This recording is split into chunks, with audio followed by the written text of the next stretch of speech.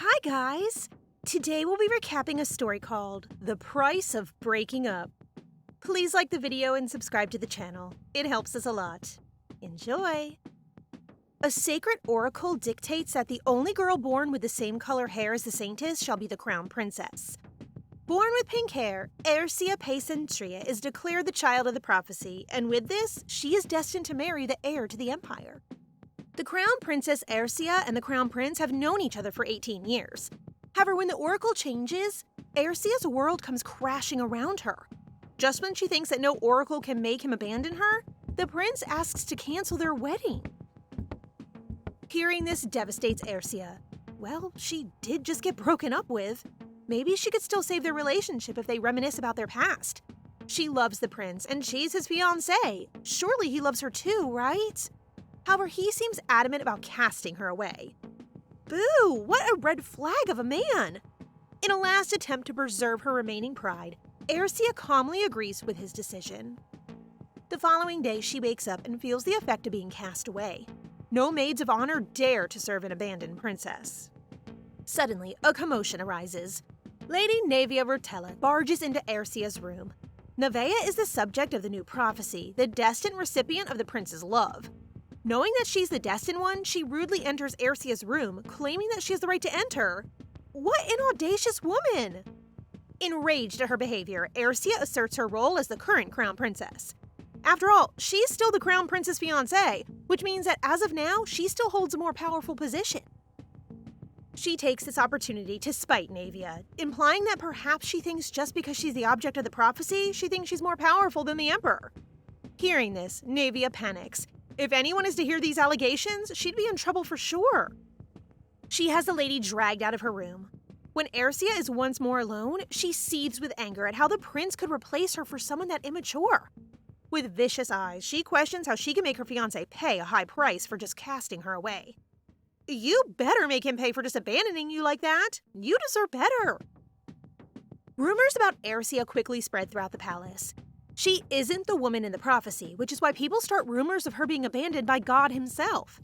As she hears these rumors, she threatens the women who dare to speak behind her back. Yes, queen, put them in their place. She's still the crown princess after all, so anything said against her could still be considered treasonous. The women profusely apologize, not daring to repeat what they said in front of Ersia. However, things come to a halt when Ersia's previous maid of honor enters. With disgust on her face, she stares at Ersia. Even her own maid of honor, who had taken care of her since she was a child, was now abandoning her. In the evening, Ersia joins her fiancé for dinner. It is only during dinner that she's able to meet him, but it seems that their relationship is now strained as he shows indifference to her as they dined. Years of love thrown away just like that? What a shameless guy! As they go along, she shares that the position he had always wanted for so long has now been taken. Hearing this, he tries to act as if he doesn't care. Seeing him act so nonchalantly, Ersia reveals what she truly plans to bring up during their dinner. In a sharp tone, she asks when she'll finally be able to leave the palace.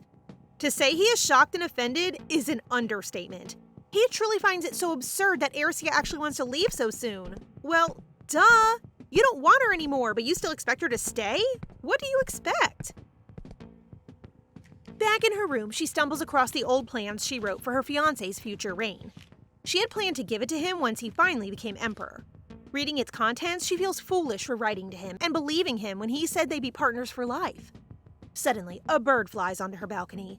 Upon closer inspection, she realizes that it is a messenger bird carrying a letter from her father. As soon as she reads through it, she immediately summons Asha, a faithful servant of their family who was planted at the imperial palace. Why do you think she would summon him? When Asha enters, the first thing he does is declare his allegiance to the princess. He expresses that he has been waiting a long time for her Highness of Pesentria to summon him. Ersia regards him, and she immediately asks him to spread a rumor about Lady Lurhtella.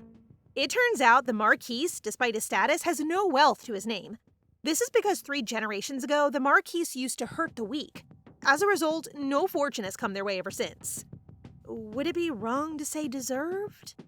Ersia plans to use the information to her advantage, and Asha agrees without hesitation. As Asha leaves, she stares into the flames of lit candles, vowing to make Nevea pay for crossing her. Meanwhile, far away from the palace, a priest informs a white-haired man about the rumors rising about the crown princess. He disregards them, claiming that Ersia must only be his. I wonder what he means by that. When the priest also informs him of a rumor about Lady Lurhtella, the man laughs aloud. For some reason, he guesses that the rumor must have been one of Ersia's tactics. Amused, he expresses that he will push through with meeting the Princess Ersia. I hope we see more of him soon. Back in the palace, Ersia prepares herself to return to her home. As she's decluttering, she summons a maid, Azel Portava, to return her engagement ring back to the prince. To her dismay, Azel comes back quickly, saying that the prince implored the princess to return it to him herself. Azel also expresses her concerns about the rumors surrounding Lady Lurhtella. What would become of the palace if a woman like that were to become the new princess? Hearing this, Ersia concludes that Azel might be useful to her one day. Heeding the prince's words, she comes to his quarters to return the ring. When she enters, she finds an array of flowers, the same one she had decorated for him before. She looks at it with emotion. Why didn't he just throw it away? Why bother keeping it? Her thoughts are interrupted abruptly. The prince has now entered the room, but why was he gazing at her with a rather soft look? Oh, I feel like melting with the way he looks at her. Ersia offers up the box containing the engagement ring with all means of returning it to the prince. When he takes it, she turns to leave, but she accidentally knocks off the vase of flowers from the table. In a rush, the prince comes to her side, concerned that she might injure herself. Realizing that they're physically too close to each other, she tells him that it was inappropriate to hold her, considering they are no longer engaged. The prince agrees, but he seems to be dismayed at the happening. Before Ersia can go, he asks for her to help him arrange the documents. I wonder what's wrong with him tonight. He looks like he wants to be in her company. Ersia declines, and the prince is left with no choice but to let her go. Back in her room, she summons Azel to bandage her foot. Turns out, she had been injured by the vase earlier. As Azel patches her wound, the two strike a conversation. Initially, they begin to talk about the rumors about Lady Lurhtella. Azel seems to be concerned that the lady would be sitting on the throne, considering her family's background is so bloody. Ersia indulges in the conversation. Soon enough, she shifts to the topic to Azel's own history. She feigns interest in her familial ties with Mr. Rubella, the prince's assistant. Later that night, a black messenger bird knocks on Ersia's balcony doors. She inspects the letter and sees that it is empty. Moving to burn the letter, she finds that text starts to appear as soon as it is exposed to the flames. She wonders what could have caused her parents to employ such methods to hide their message. Now invested in this odd letter, her eyes glitter with curiosity and determination to unveil its hidden message. Lady Nevea Lurhtella clears herself of the rumors by using the prophecy as a way to appear pure and innocent. She claims that the rumors are baseless and that the people should believe in her since she's the owner of the oracle. That night, Ersia once again summons Asha. They recount the earlier events of Lady Lurhtella, clearing her name and speaking as if she were already the princess of the empire. LOL, she's not even the princess, but yet she acts like she has power already. Wanting to find out more about the Lurhtella family, she wonders if it would be possible to delay her return to her home. She might even ask her father for some help. The next day, the butler informs her that a landslide occurred, blocking the road from the capital towards her home. Hearing this, she becomes amused at her father's capabilities. Could he really have pulled that off? With her departure postponed, Ersia sets her plan into motion. Earlier that day, she had broken the door handles in her room, thus allowing people to freely hear the conversations upon passing by. Her tactics might be subtle, but they are really smart. She begins to talk about Lady Lurhtella's unethical habits. How could someone like her lead the empire? Someone who spends the temple's funds excessively, someone who has never held a pen, and someone who ruined her own financial status trying to buy luxuries. Hearing this, the butler concludes that her behavior is truly not suitable for a crown princess. With a genuine gesture, he pledges his allegiance to Ersia and the welfare of the empire. With the rumor she spread, Ersia wonders how Lady Lurhtella would ever get out of it. The following morning, Ersia plots a way for the temple to withdraw its support for Lurhtella.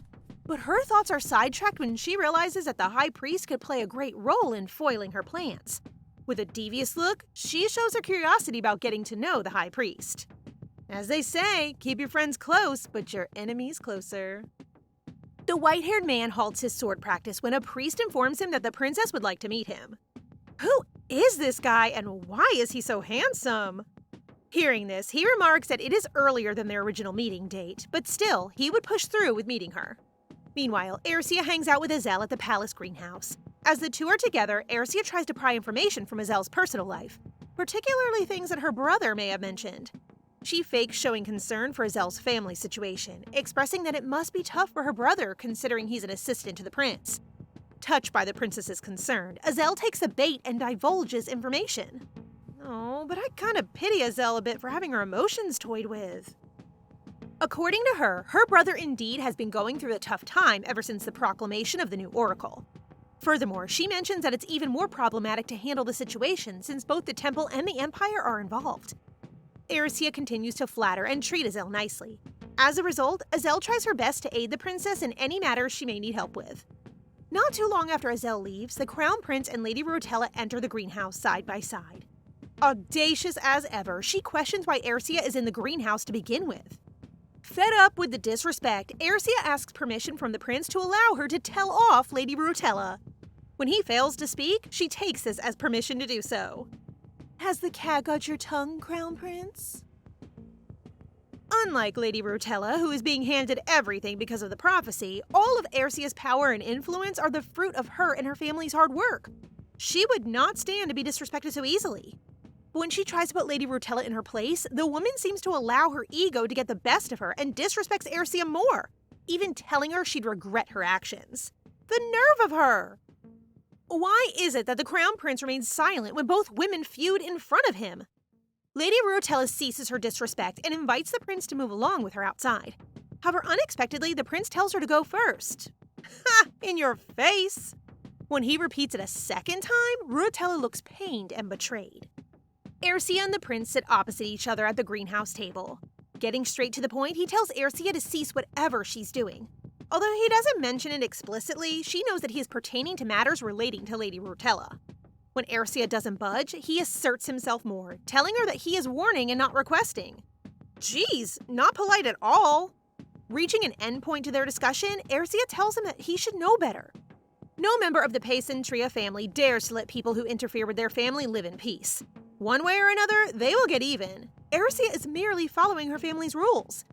As she leaves, she tells him not to call her by name anymore. After all, they are no longer engaged. He should start addressing her according to her title, the Princess of Pesentria. As he should. Even when Erosia exits the greenhouse, she notices a presence following her around. Realizing that the mystery person has no interest in stopping, she leads herself into a clearing so that they may confront each other. As she turns around, she calls out Lady Lurhtella for tailing behind her. When she reveals herself, she confronts Erosia right away. She's heard the rumors about herself, and they seem to spread like wildfire. With a condescending tone, she interjects that she knows for a fact that it's none other than Erosia who's behind all of it. A princess must always remain composed no matter what the situation. As Lady Lurhtella continues rambling about Erosia starting the rumors, Erosia replies nonchalantly, saying that spreading rumors is not a sensible thing for a princess like her. Erosia shows Lurhtella a potion that she carries in hand. She pours drops of the liquid onto the ground, and immediately the grass starts to sizzle and burn from the chemical. Had she not known beforehand that it was Lurhtella who was following, she would have used it on the stalker right away. I'd pour that all over Lurhtella anytime. With a haughty tone, she advises her to send a formal letter next time she wants to convene. Lurhtella realizes the severity of the damage the chemical could have brought her. To retaliate, she flaunts the ring on her hand and arrogantly shows it off. Erosia merely laughs at her. How could she flaunt something Erosia used to own? It was almost like a hand-me-down at this point. Their exchange of words remains as sharp as ever. As soon as Lurhtella leaves, Asha immediately appears from hiding. He hands her a sealed letter. In its contents are the status of the war. It turns out the war is over and the Imperial force would be returning soon. 3 years ago, the Sepea Kingdom had sent a plea to the Empire, saying that they would volunteer to become vassals if the Empire would send an army. Her brother, Rias Pesentria, was among those who attended the reinforcement. Her brother looks so manly and charming. With the war over, her brother would be returning in a week's time. But aside from her brother, then that means that Kid would also be coming back. I wonder what kid she means. The next morning, Erosia wakes to the sight of flowers adorning her bedside. She wonders where the flowers come from and how they ended up there. Her questions are soon answered when Alfredo Venetia, the second prince of the empire and the bastard son of the emperor, walks in carrying yet another bouquet of flowers. It's been a long time since they've seen each other. Alfredo expresses how much he worried for Erosia when he heard the new prophecy. Seeing him worry, all she can do is reassure him that she's all right. Considering that it's been 3 years since their last meeting, then that would make Alfredo 16 years old. hardly a kid anymore. All of a sudden, as they're catching up, he hastily pulls Ercia into a hug. This puts Ercia in a state of shock. With the softest gaze, he asks her face to face if she truly did remember him. Yeah, he's so cute! He looks just like the Crown Prince, but with softer features. Alfredo's question catches Ercia off guard. Suddenly, she finds herself strolling down memory lane to the time they first met. She had been in the garden when a young Alfredo tugs her momentarily. Oh, he's so cute as a child! Feeling the slight tug on her dress, she turned her attention to him. It was then that he asked if she was busy. Seeing him with an almost crying expression, Ercia listened to what he had to share and vent out. How could a child be so pitiful? From that moment on, Alfredo had followed her around, and in turn, she acted like an older sister to him. Now, 3 years later, she is proud of the person Alfredo has become. To think he survived and triumphed in a war he was forced to take part in? That's an admirable feat indeed. He asks her if she truly did call off her engagement with his brother, to which she answers yes to. What else is there for her to say? That's the reality of her situation anyway.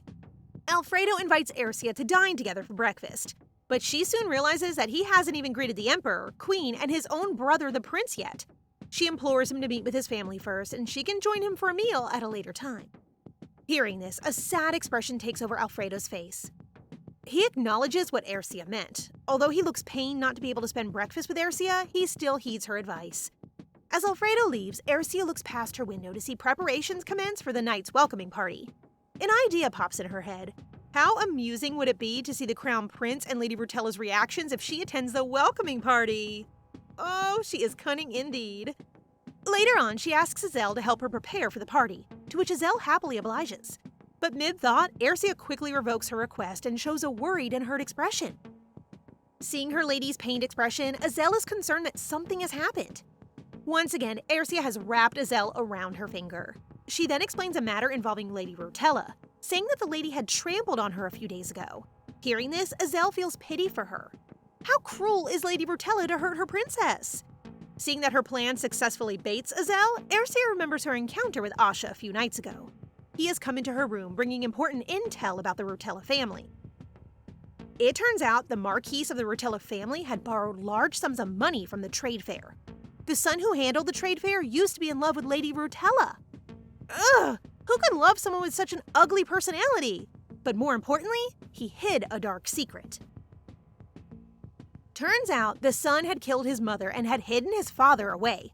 Nobody but the Marquis knew about it, which is why he used this as a leverage against the son of the trade fair. Either he would lend the Marquis money or be executed for his crimes. As if that wasn't juicy enough, Asha then reveals more. The Marquis seemed to be related to the shrine. However, his exchanges and transactions with the shrine were way before the prophecy was changed. Asha goes on to say that it was the higher priest's wish to inform everyone that it was the original prophecy. He suspects that the high priest is having an affair with the Marquis's daughter. No wonder the prophecy has been changed. Looking out the window, Ercia knows that this is vital news since the high priest is barred from having passionate relationships, and ponders what she can do with such information. Ercia asks Asha if he has any information about Lady Lurhtella's biggest weakness. He replies that Lady Lurhtella's biggest weakness is beauty, such as luxury items or beautiful-looking servants. At this moment, she asks if he can try to seduce Lady Lurhtella for her. Loyal as ever, he agrees to do what she commands. Meanwhile, Ercia recounts some intimate details about Asha's life, stating that he grew up in a guild full of assassins, but he somehow ended up abandoned on the side of the road. That's when her father came to pick him up and take him under his wing. Once Asha was fully healed, he swore his loyalty to the family and would do anything for them. The story then jumps into another flashback of when Ercia was still a young girl. She returns to her room at night to read a book. Out of curiosity, she goes to check on the room that still has a light and sees Asha wielding a blade and calmly wiping away part of the blood spattered on his face. A hand stretches out and grabs her leg, asking her to save him. Asha stomps the hand away and tells Ercia to return to her room. Despite being taken aback and trembling by the scene, she continues to nag Asha for an explanation. Ercia was taken aback when her brother came on the scene, who was also covered with blood, and eventually asked him for an explanation. Despite Ercia's protests, her brother picked her up and walked her back to her room. As he tucks her into bed, he asks about her purpose for being there. She tells him to explain the matter to her first, but he avoids the subject, merely patting her head and telling her what she witnessed was unimportant to her. With this memory, she recalls how her brother's appearance did not startle the servants. When he was gone, she realized that she was the only one who was living in ignorance. As she gets older, she discovers that her brother and Asha were slaying assassins who were planning to kill her that night, and recalls how many people were harmed as a consequence of her title as a child. She exclaims how strange it is that she is remembering the first assassination attempt on her life at the same time that she's experiencing another incident. At that moment, a group of assassins block her path, ready to assault her. She asks whether they are sent by Lady Lurhtella, telling them that she has been aware of their presence the entire time. She then adds that it's time to deal with the matter. And that's when Asha arrives out of nowhere to defend her and protect her from the assassins. Ercia orders him to deal with them quickly, and he tells her to close her eyes as he eliminates them for her. He's literally a knight in shining armor! Ercia, on the other hand, does not close her eyes, instead observing Asha's fight against the assassins. When someone tries to attack him, she even warns him, and he eventually succeeds in dealing with them. He kneels before her and apologizes for causing her to witness such a scene, to which she says that he doesn't need to be sorry, handing him her handkerchief to clean the blood on his face. He initially refuses out of respect for her as a princess, but when she insists gently, he agrees and uses it respectfully. When they hear a groan of pain from behind them, they realize that one of the assassins is still alive. He steps on his hand to silence him. Asha then asks if they should return him to the Duke's palace and use him as evidence that Lurhtella attempted to assassinate her. Instead, she tells him to keep the attempt hidden because she already knows Lurhtella was behind it and advises handing it to her father because they will need it someday. That night, the messenger bird returns with a new letter, and Ercia feels terrible for it for having to fly so far. As she reads the letter describing how tough it is to find the person behind the assassins, Alfredo comes by. With his pleasant appearance, Alfredo says he came to give her something and takes out a stunning white gown. She recognizes it straight away. She admits that it was supposed to be her bridal gown as crown princess, and she wonders why he would bring such a thing to her. He then explains that a marquis's daughter wanted to steal it. At this time, she knowingly answers that it is Lady Lurhtella and asks Alfredo where he found it. He says that it was purely a coincidence that while he was roaming around to find a gift for her, he noticed a woman with pink hair and followed her to the bar out of curiosity. Ercia stares at him, invested in what he's saying, and asks him to continue. He reveals that he heard Lady Lurhtella say her name while looking at the gown. He had to keep his rage in check at that time, but he managed to steal the dress and walked away. She admits that the dress is no longer useful and tells him that there is nothing more outstanding than white. As she says that, she reminisces another memory with the Crown Prince. Ercia and the Crown Prince gazed in astonishment at the bridal gown, as he informed her how anything coated in pure white instantly became the most beautiful and remarkable thing in his eyes. As he stated how it was the perfect dress, he patted Ercia gently on her head and told her that it will suit her well. Back in the present, Ercia wears a solemn expression and admits to Alfredo that the wedding gown feels more like a reward to her. A reward for spending her entire life training to become the perfect crown princess. But she no longer needs it now that she is a lady of Pesentria, and no longer a backup crown princess. Ercia tells Alfredo to return the gown to Lady Lurhtella. He approaches her and asks why she has such a sad expression. Ercia questions the meaning of his assertions, and he answers that she has a look that one only gets when they're unhappy. Unaware that she has produced an expression that has impacted Alfredo, she stretches out her hand to soothe him, and he gratefully accepts her affectionate touch. He eventually makes a move and kisses her hand, but she does not react and merely tells him that she is preoccupied with other matters and will call him when she has time. She returns to reading a lot of invitation letters that were given to her after he leaves, as she has many eager admirers and is no longer engaged. She discovers that many nobles are excited to see her at the welcome back feast for the knights. Some speculate that she will not appear because the Crown Prince and Lurhtella will be attending the ceremony together. Most of them who will attend want to be delighted by the potential drama that may ensue if she does appear. Knowing this, she decides to follow their wishes and conform to their expectations. She plans that the event will not proceed easily or pleasantly. Meanwhile, Azel appears in her room after she was summoned earlier, and she invited Azel to come closer as she revealed her future plans. Azel eagerly displays her support and assures Ercia that Lady Lurhtella will not be able to hurt her. I love how loyal Azel is. The butler then arrives with more letters from available men, inviting Ercia to be their partner at the occasion.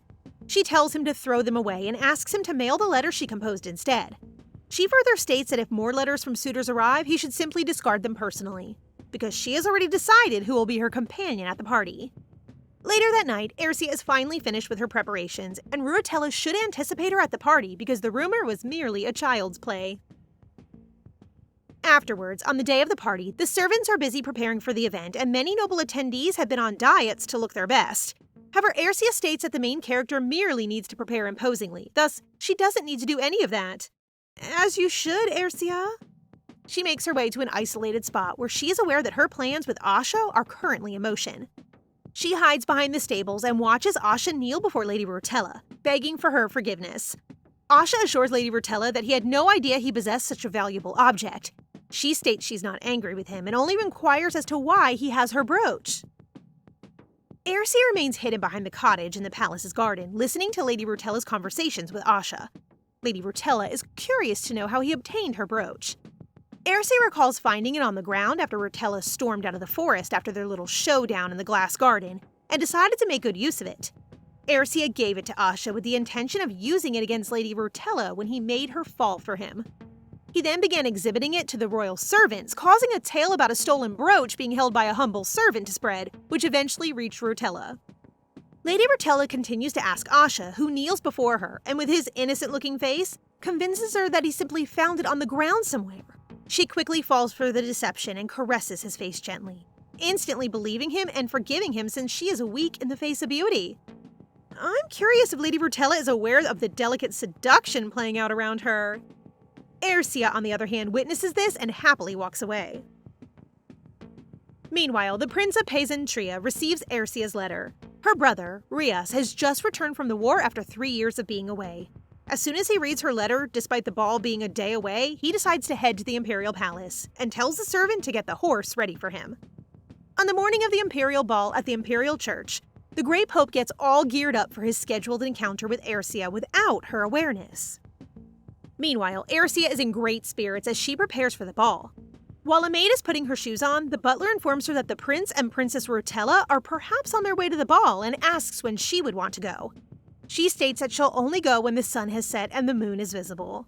Later, when her maid asks about the peculiar timing, Ersia confesses that it is the time when her most anticipated guest will arrive. The awaited guest, however, does not come until after the sun is set, causing the servants to believe that the princess will be attending the ball alone. Ersia, on the other hand, is steadfast and confident that he will arrive. Meanwhile, her most awaited guest has arrived. Her brother, as promised, and warmly greets her before pecking her cheek. He then advises her that they should attend the ball. They certainly created a bang when they entered. The charming siblings of the famous Pesentria family, Prince Rias Pesentria and Princess Ersia, arrive at the ball. When they walk through the ball, the noise dies down and all eyes are fixed on them alone, including Lady Lurhtella. Ersia notices Lady Lurhtella's resentful eyes. I hope jealousy can kill, because if it does, Lurhtella would keel over. Ersia is aware that this silence is due to the fact that as a preliminary crown princess, she doesn't usually attend events like this. This is also her brother's first appearance after 3 years in battle. Can I just say that her brother is ridiculously handsome? Their gene pool is not playing around, y'all. She recalls her brother's childhood, who has since then been known for being powerful and for looking like their gorgeous mother. His flawless swordsmanship gained him the Emperor's sword and appointed him the Crown Prince's companion when he was just 16. But that's not all. Rias's flawless intelligence is also known for assisting their father in ruling their dukedom. All of this on top of his entering the army and becoming their kingdom's bright and ruthless knight. Ersia chuckles as she recounts how miserable noblewomen in their kingdom were when they first learned of his departure to the battlefields, and the numerous letters begging him not to go. Rias, noticing her amusement, asks her what's on her mind, and she confesses that she's been thinking about the old days. Ersia then excuses herself to grab a drink and finds Lady Lurhtella mingling with several noble women. She bribes a server to bring a special drink to her enemy and lies that it was presented by a man who fell in love with her attractiveness. When Lady Lurhtella receives the drink, she is moved and wants to show it off to the ladies. She eagerly accepts the glass and gulps it down. Ersia, on the other hand, grins deviously at her reckless action, internally urging her to consume the premium sweet wine as well as the medicine she poured into it. As she returns to her brother's side, he notices Lady Lurhtella drinking the wine. Rias wonders if Lady Lurhtella is simply drinking wine. Instead, Ersia reveals that it contained a medicine that their father provided and was sensitive in a variety of ways. Meanwhile, Ercia is approached by a dizzy Lurhtella, making her worry if her father's medicine is already working. To be sure, she grips the lady's shoulder and admits that she's the one who started the rumor about her. However, unlike her typical self, Lurhtella does not answer. It leads Ercia to conclude that the treatment was ineffective. Nevertheless, a smirk appears on Lady Lurhtella's face as she coldly looks down on Ercia, expressing that she intends to make her kneel before herself once she formally becomes the crown princess. Ercia looks at the wasted Lady Lurhtella and concludes that the medicine is working effectively. She believes that her plans to stand out in the celebration have begun now that Lady Lurhtella has finally absorbed the medicine. Looking at the person before her, she hates the fact that she's been replaced by such an immature child. Compared to Lurhtella, Ercia is more ladylike than her indeed. Ercia recounts her ball with the crown prince, the first time she held someone's hand and danced. Because the king and queen are usually the first to dance, she and the prince would always follow them. However, she's not thinking about the dance with him, but rather that a spoiled child has cost her the spot she worked so hard to earn. Considering the circumstances, though, she thinks Lurhtella will be unable to have the first dance with the prince. She pretends not to know any better, asking Lurhtella to settle down and offering her a handkerchief to dab the sweat off her cheeks. Lurhtella, on the other hand, takes it very personally and warns her against treating her lowly. As the crowd observes the tension between them, Ercia gives Lurhtella a kind pat on the shoulder and explains that she was just trying to make her feel better. However, Lurhtella immediately screams in response to the gesture, telling Ercia to stop putting on the act. Lurhtella brings her face close to hers and whispers if she knows that person too. Ercia doesn't get it, and although she wants to, she discards the idea, respecting many guests watching them. Ercia asks Lurhtella to take a seat so she can calm down. However, she roughly slaps her hand away, making her wince. Although Lurhtella claims that the slap was merely a brush of her hand, the crowd starts to whisper about why the prophecy chose such a vile person. When Lurhtella hears about it, she chooses to leave for good. Azel then appears and asks her how she can hurt someone as nice as Ercia. Lurhtella, enraged, yanks her by her clothes and calls her a clingy roach. The insult just fuels Azel's rant about how she is unfit to be a crown princess and that Ercia is the only one who is.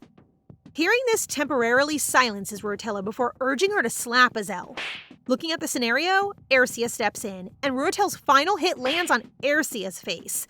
She begins bleeding from the corner of her mouth, leading the crowd to criticize Lurhtella's actions even more. Bravo, Azel! You did great in making Lurhtella realize her true colors. She is nothing but a mess at this point. Ercia, on the other hand, without any sign of pain, still thinks that the medicine is only effective for a short time and needs to tell her father. Meanwhile, everyone at the ball wonders how she could be the child of the prophecy, just as they start believing that it was false and forged. Lurhtella's eyes widen in horror. Using the opportunity to appear like her opposite, Ercia offers her hand to help Lurhtella. Despite Lurhtella's presence beside Ercia, the crowd's murmurs become louder. Ercia tries to wrap her hand around Lurhtella's arm, but Lurhtella jerks it away harshly, causing her to trip over a table piled with wine glasses. Ercia is prepared and braces herself for injury as the wine glasses begin to tumble. The crown prince, on the other hand, comes and pulls her towards him, hiding her from the danger. As the glasses shatter and the wine stains Lurhtella's clothes, Ercia wonders why the crown prince protected her and not his fiancée. We have no idea as well, girl. This guy is beyond confusing. Meanwhile, Lurhtella wallows in despair, telling herself that she cannot go that low. Ercia appears once more to express her dissatisfaction and offer her assistance. Lurhtella, dazed, decides to go and smacks her hand away. However, this time when Ercia calls out to her and says that she is acting inappropriately with her, the visitor agrees and begins doubting the truthfulness of the oracle, causing Lurhtella to tear out her hair, scream, and cry at them to stop talking. With tears in her eyes, she turns to Ercia and frustratedly asks if she wants to be punished. But Ercia merely chuckles proudly and steps up to her, questioning why she should be the one to be punished and if the oracle was indeed changed. The guest's repeated whispering of the accusation leads to Lurhtella's shocked expression, leading Ercia to feel there's indeed something wrong with the prophecy. Soon after, Lurhtella is led away by servants in defeat, leaving Ercia wondering why the crown prince isn't assisting her. As they look at one another, Rias appears and pinches Ercia's cheeks, telling her to have her wound treated as soon as the ball is over. Right then, Azel and her brother greet Ercia and wonder if she's fine. Ercia recognizes Azel's brother, Rufella Pertuve, the crown prince's aide. As they exchange greetings, she notes how he's still kind-hearted, which interferes with his work and distinguishes him from the rest of the crown prince's aides. She also compares him to Azel and realizes how similar they are. She then turns to Azel and kisses her cheek, pleading with her not to put herself in danger for her sake, and urges Ruvella to take his sister home and cure her wounds. Following Azel's departure with her brother, other noble women approach Aercia, wondering if the Crown Prince will take action against it. One of them notices how sad the Crown Prince appears and concludes that it must be because he was separated from her due to the Oracle. However, Aercia is aware that there's a rumor about them and wonders if he really has feelings for her. She gradually dismisses the idea, reminding herself that even if he did love her, it is irrelevant since she no longer loves him. Surprisingly, as she turns around, she sees him standing behind her with a sad expression on his face. If I were Aercia, I wouldn't deny that I'm still in love with the Crown Prince, but he needs to get his act together first. Rhea steps in to greet the Crown Prince before he can start speaking with Aercia. She is comforted and realizes that her brother did it on purpose because they don't get along. Being 3 years younger than Rhys and a master of swordsmanship, he can't defeat her brother. Rhys is so skilled that he makes the Emperor stand in his seat and applaud him. However, since Rhys left for war, they couldn't get the chance to have conversations for the past years. Just as Aercia is hiding behind her brother's back, the Crown Prince expresses concern over Rhys' tardiness in meeting the Emperor, who is dissatisfied because he had been waiting for him since the morning. Rhys, on the other hand, vows to pay him a visit soon. Aercia looks over Rhys' shoulder as they converse and notices the Crown Prince's focus on her, immediately recognizing that he wishes to speak with her. With a look, Aercia assures her brother that it is okay for her to speak with the prince. The Crown Prince asks Aercia's permission to speak with her for a moment. Despite the fact that it's not a command, she decides to obey due to his power and authority. Really, Aercia? I don't believe that's the reason why you agreed to talk to him. When they're alone in the corner, she asks him to make a formal request if he wants to talk to her again. She reminisces about how she used to run towards him like a little child whenever he demanded company when they were together. She snaps out of her thoughts when he corners her against a pillar and comments how she doesn't meet him anymore when he calls for her. He wonders why she doesn't listen to him while caressing her face. His gesture makes her flinch. She pushes him away, stating that she will not back down if a lady criticizes her since she is Princess of Pesentria.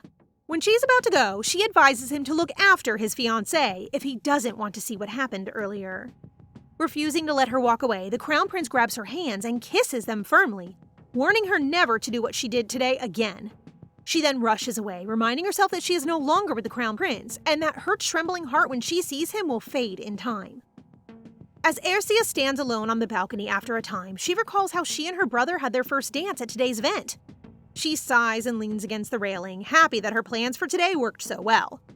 Out of the blue, Asha appears and informs her that he has something she must know right away. He tells her that he waited for Lady Lurhtella to return, knowing that it is best to comfort someone when their heart hurts. But then, she tries to get him to bed. However, nothing happened because she was high on drugs and fainted. Aercia, on the other hand, finds it dull and wonders if he approached her solely for this information. He eventually reveals that it is about the High Priest, but before he can, someone enters the balcony. Aercia struggles to conceal him because he's bigger than her, so Asha gets down and hides. However, she maintains control of the situation, standing firm and ready to meet whoever it is. Fortunately, it's just Alfredo who notices Asha and questions who he is. Aercia, on the other hand, distracts him by caressing his face and asking if he wants some tea for tomorrow. He eventually leaves Aercia for privacy after agreeing to meet her for tea. Asha wonders if Alfredo can leave that way, but she tells him that Alfredo will not do anything to harm her. She then requests him to continue what he had been saying earlier. Meanwhile, the Pope and a priest arrive at the ball venue and wait for Aercia to get out of the palace. He feels delighted that the day has finally arrived to meet her. What is this devious Pope planning exactly? Unaware of the Pope's presence, Aercia rejoins Rhys at the ball and tells him about what Asha told her. She states that the priest had just visited Lurhtella a few hours ago, which made him question why. She speculates that they might meet since she is a child of the prophecy. However, if they cling to each other and exchange intimacy during their meetings, it changes the situation, which is exactly what Asha witnessed after hiding in Lurhtella's closet. Aercia wonders how the High Priest, who is not supposed to love or have children, could commit such a sin. Rhys chuckles as he observes her intently, wondering how she had grown up so soon. Rhys kisses her cheeks, a common display of affection among her family members, and he asks if she is upset with the Oracle's changes. She doesn't deny that she was, but she isn't right now, and she is concerned about something else. Rhys reminds Aercia of their mother's regard for her as a treasure taken by the Emperor, and she laughs heartily. She describes how their family accepts her despite only seeing them a few times a year. She turns to Rias and requests him to inform their mother that the treasure of Pesentria is on her way back. Ercia and Rias decide to leave the party. Ercia first suggests that he can stay a while, but he insists on going back too, partly because he still has some confidential topics to talk about with her. As they walk along the pillars, Rias expresses his surprise about the relationship between the High Priest and Lady Lurhtella. Ercia is scandalized by the possibility that the High Priest committing a taboo with the lady. They can, of course, tell the temple about it, but they must first gather strong evidence. However, they may have to manipulate the evidence by looking for the High Priest's handwriting. Ercia reminds him as well that based on Lady Lurhtella's reaction earlier, the oracle might be false. The two are also quite suspicious that not only the High Priest was able to receive the new oracle while the Pope did not. As a veteran of violence, Rias proposes that they make a false testament with the High Priest's handwriting and kill him, letting people believe that he ended his own life. Ercia figures that it will end the whole conflict. However, they can't simply harm someone with divine powers lest they anger the goddess. The most they can do is fake the priest's handwriting. When Rias must attend to something momentarily, Ercia finds herself alone while enjoying the fresh air outside. However, out of nowhere, a hand grabs her and tries to drag her away, telling her that someone important wishes to meet her. Fortunately, she is no weakling. She fights the would-be kidnapper and she manages to stab him with her hidden knife. That is when a white hooded figure appears before them. Ercia is shocked when the man kneels before the wounded person and heals him, his hand glowing with unknown power. She also notes that the man has white hair, which implies something important. The man then greets her familiarly, introducing himself as Azriel. Only people with holy power can have white hair, and the man claims to be the owner of the temple himself. This only means that this is Pope Azriel, an absolute leader whom even the emperor will not treat recklessly. Ercia, however, will not let his position intimidate her. The man tells her that he only means to meet her. What's even more shocking is that he shamelessly caressed her face. I know you're good-looking, Mr. Pope, sir, but you're not supposed to touch people you just met so casually. She is quick to brush him off, demanding that he go straight to the point. The Pope playfully answers that he has something to talk to her about.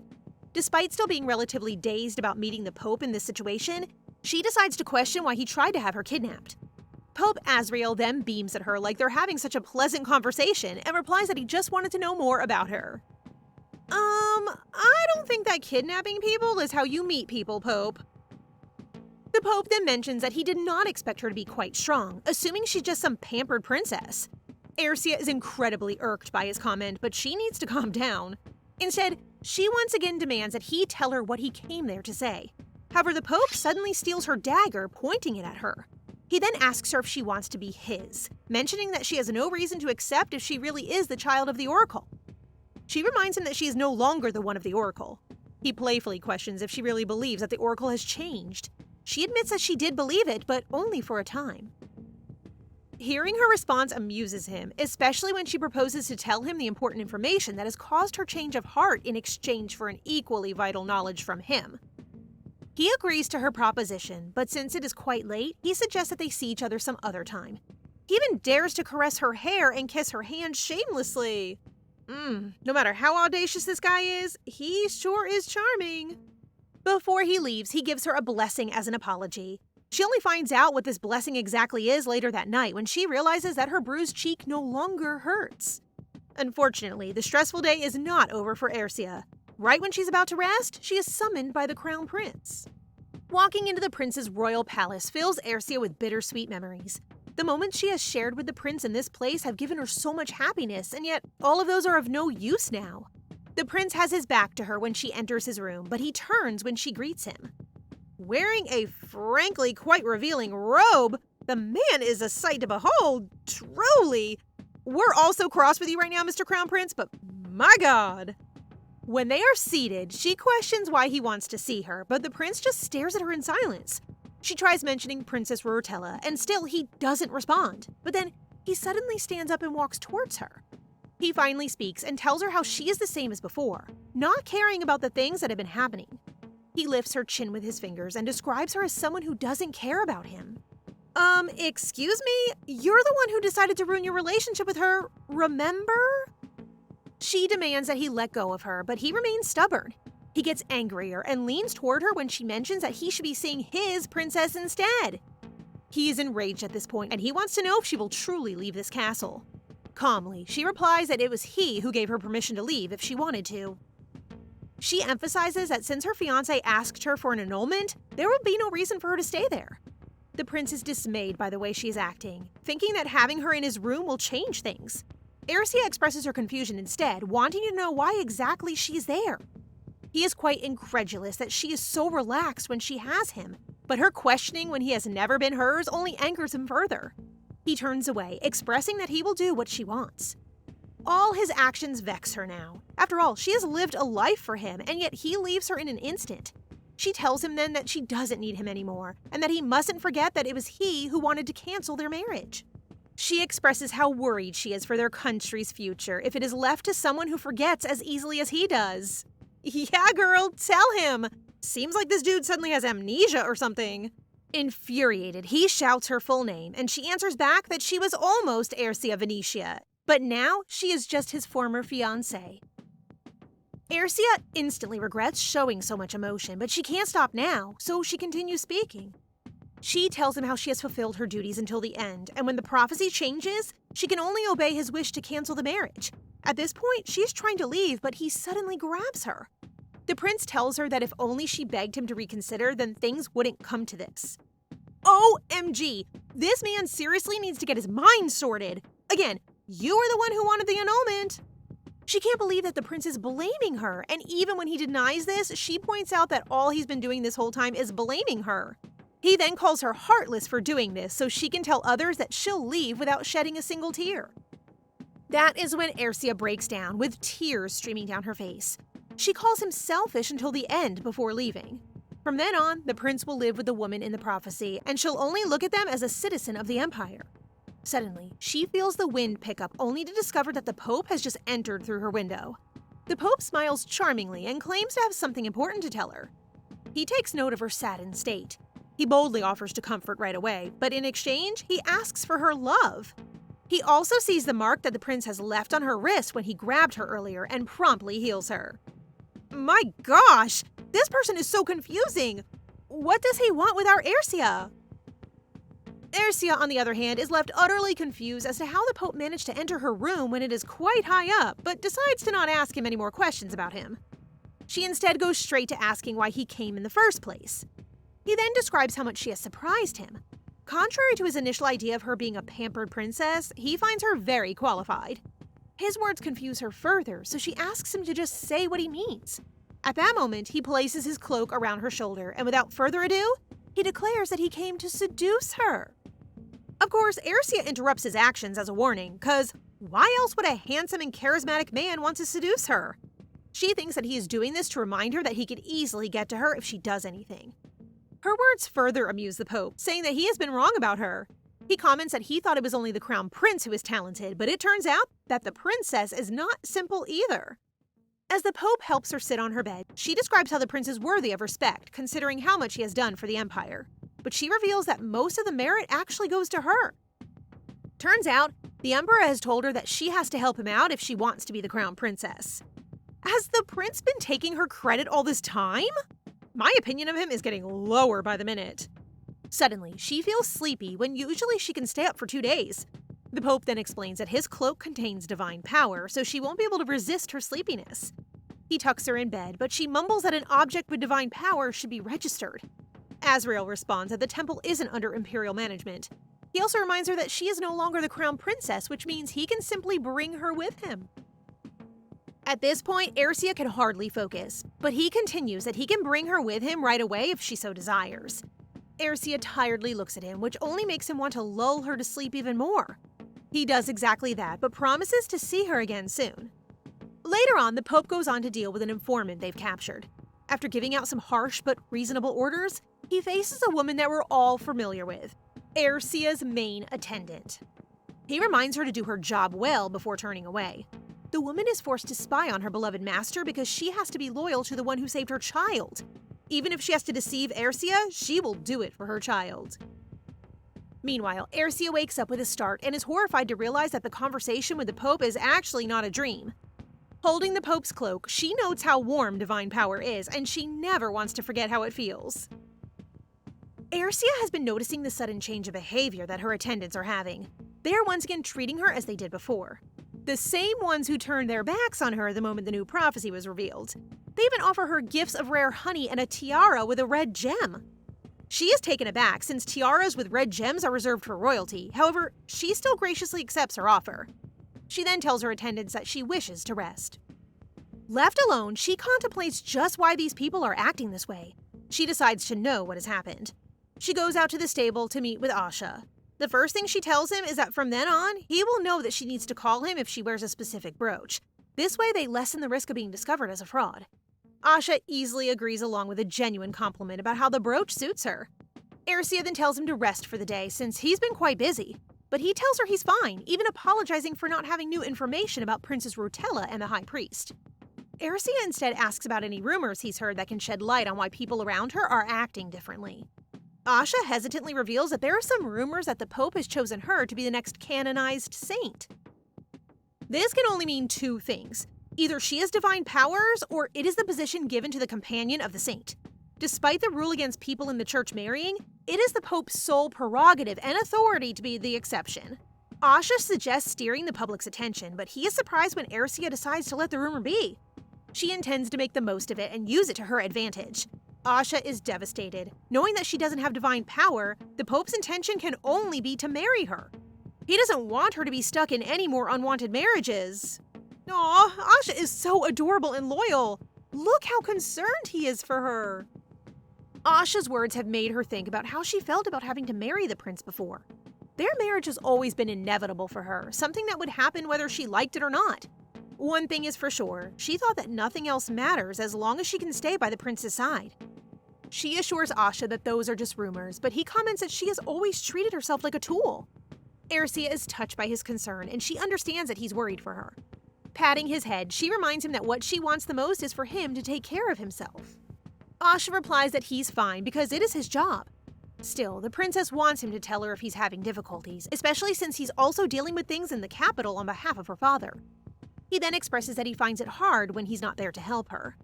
Smiling fondly, Ercia tells him how much she appreciates him. When she first moved to the palace, Asha's presence is what comforts her. Asha, on the other hand, believes in her strength so much that he is sure that she would have found her own path even if he wasn't there. He is such a green flag. This is how you treat a lady, guys.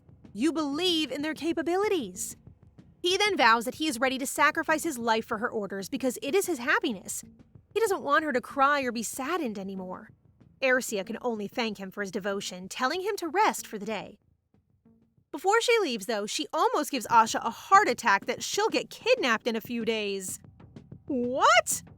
After that, she goes to wake her brother up. Even though she knows he is tired, she needs to tell him the information she's gathered. Rias is forced to get up when his sister calls for him. And boy, is this imagery unnecessary. Not complaining, though. However, put some clothes on, Rias, before you give someone a nosebleed. She tells him about the Pope's visit, which greatly concerns him, but he is relieved when he learns that Ercia manages to ask for a formal meeting. She also tells him how dangerous the Pope is, considering how young and unusual he is from the previous popes.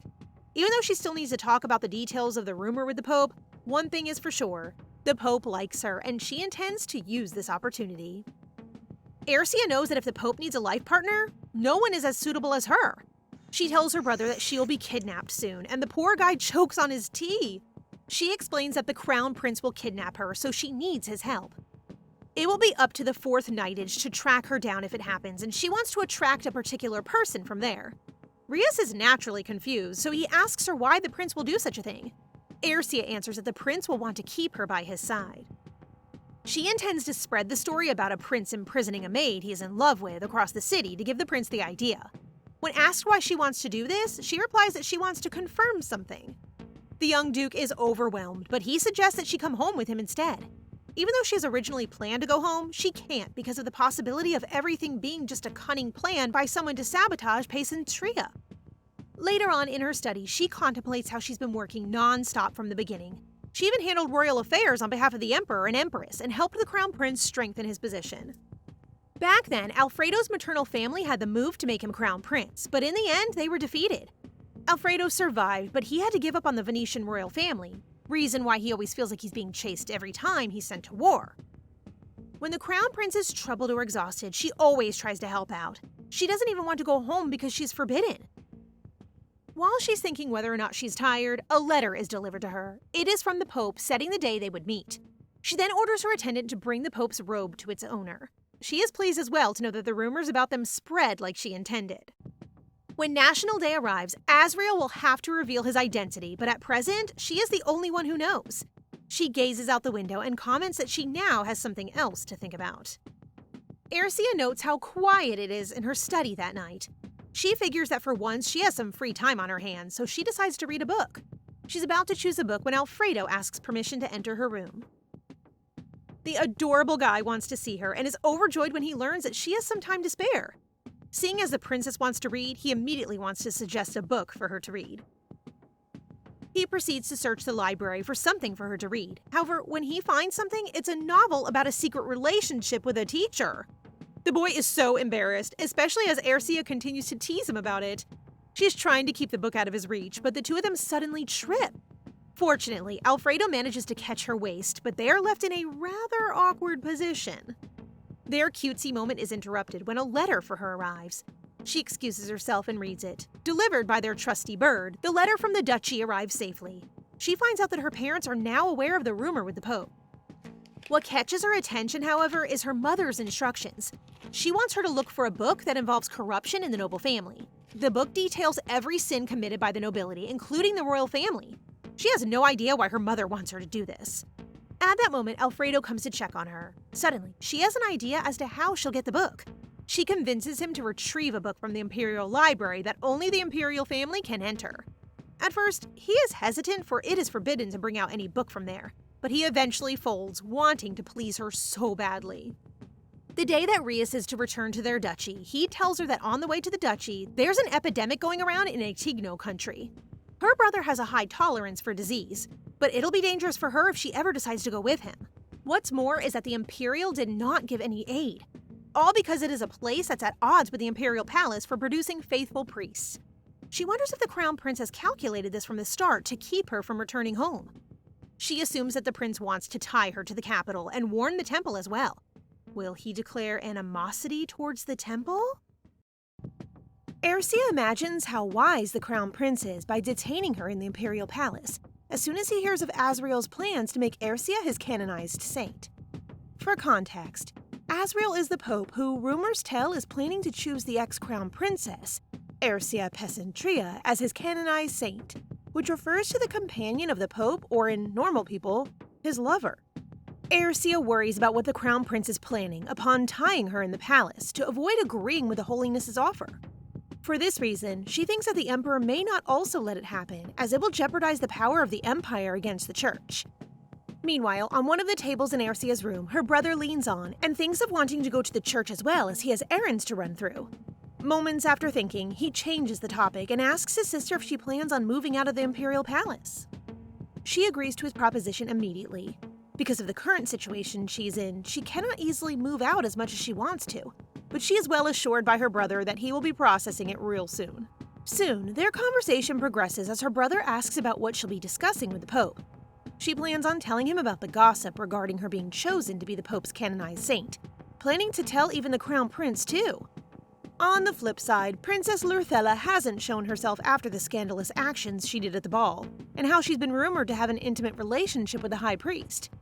Ercia's brother wonders if the Emperor had already learned of the gossip about Ercia being the canonized saint. If so, he assumes that the Empire may consider bringing her back to the Imperial Palace as part of the family. Ercia thinks deeper and loudly considers the easiest way for the Emperor to keep her at their side and away from the Church is to marry her to Alfredo, the second prince. Even being the abandoned princess of the Oracle and given her commendable contributions to the royal family, she believes that being a potential saint is a threat to the royal family. Later on, she asks her brother if he can accompany her to the church, but he has better plans for the day, so he cannot. Although saddened, Ercia still has to go and asks her brother to commission her a new dagger instead. Her anxiety about going alone stems from the fact that the Emperor has 14 guards accompanying her to the church, letting her feel way too guarded. Nonetheless, her brother reassures her that she can achieve her goals. He lends her his small knife in case and tells her to stay close to Hieron Matilda as he trusts him most among all her guards. Soon, she begins her journey to church, fully guarded. Ercia journeys with Hieron riding on his horse. The carriage that was supposed to be her transport to the church was broken, so they had to do horseback riding. She feels uncomfortable being at the back, but manages not to complain as she tries to converse with Hieron on the way. They discuss her brother and Hieron's camaraderie until they've reached the city, which they need to pass through in order to arrive at the church. In this situation, the commoners gather around her pack, given how grandiose her expedition is for having 14 guards from the Imperial Palace follow her along the way. Sounds of gossip meet her first before she waves at a little girl who looks up to her with sparkling eyes. Her ethereal beauty captures the heart of the people, and so they gleefully greet her with enthusiasm as she passes by the area. Then, moments sooner, Hieron informs her about the bumpy ride from here on out, because he will hasten the pace now to quickly pass through a forest to keep her safe from any spontaneous harm. She then tells him to do what he knows best, and informs him to bring a separate horse as her brother will come pick her up along with the guards and Hieron. Not long after, Hieron's horse halts from the harsh command of one of the church's guards. Hieron intends to fight back, but Ercia stops him before he can even do so, and she immediately shows them her hair just to let them recognize her easily. Taken aback, the guards cease and welcome her upon recognition as the princess that the holiness awaits. Hieron then escorts her inside the church and stops outside the Pope's office. The church looks magnificent with the statues of angels, making it look more sacred. As she enters the Pope's room, they greet each other formally, not until the door closes, and they seem to start off with the topic about the Pope's spreading of the gossip. He confirms to her that it was his doing, and he continues to offer to help her scare the nobles. Although she has several advantages to his offer, it seems suspicious. She does not like playing around and rejects him instantly. He then provokes her by titling her as the Emperor's marionette, but she does not plan to back out. She threatens him that she will have to leave if this is the case, but he stops her quickly. This confirms how they need each other, so they both calm down and start the conversation all over. The Pope then asks her the purpose of visiting as they immediately lock eyes in synchrony. Ercia does not waste any time and confronts the Pope about her being the gossiped soon-to-be saint. The Pope expresses his intentions to her on a different wavelength of words. If one possessed divine power, being a saint has a symbolic meaning. The Pope explains what being a saint is as written in the scriptures. Ercia quite perceives his words as ownership, after she is told by the Pope that being the canonized saint means not only one with the church and for the people, but as his own. So she weighs her advantages and gathers her words. And because she thinks the Pope has the upper hand, she portrays a brave princess by threatening the Pope with her possible refusal. The Pope then makes her realize how powerful being a saint will be. Compared to being a normal citizen and ex-crown princess, who will have to kneel in front of the crown prince, and Lurhtella, who will be taking her place as crown princess, being the saint will grant her the power to be more than the prince. She will have no heavy duties compared with that of an empress, nor will she have to do anything but be praised and accepted by the people naturally. Silence fills the room as both gather their thoughts into their battle of mind and manipulation. Several minutes later, Ercia asks the Pope what he will get by putting her in that position, and he answers her with no hesitation. The Pope wants her as his own, and there's nothing more powerful and complete than having Ercia beside him as he claims. This puts her on a pedestal, but she turns the table by telling him that she is not owned by anyone, but he can be hers. Meanwhile, the Pope agrees but tells her another story. This time, it shocks Ercia in a bad way. He tells her about the prior Pope's last will and says that the oracle, or Ercia being chosen, was a lie. She stresses out of role confusion and regrets working too hard for nothing. She then asks the Pope what she should be believing in.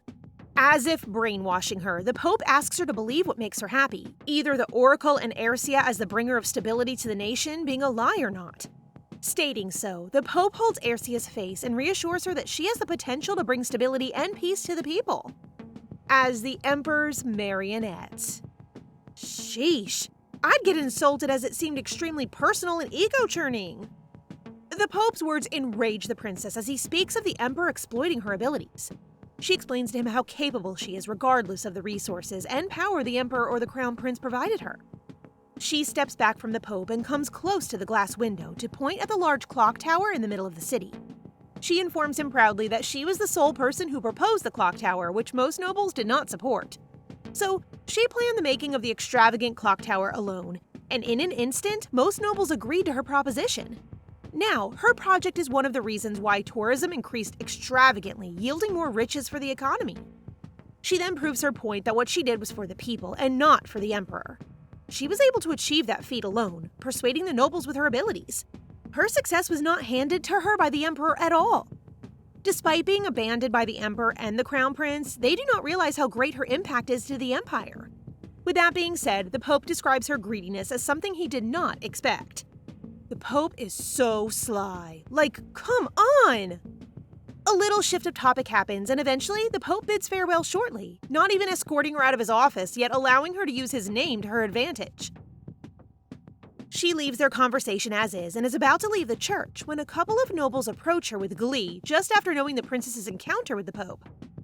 She thinks of when or where she can use the Pope's name to her advantage while she interacts with the nobles when the High Priest, whom she has been looking for, shows up.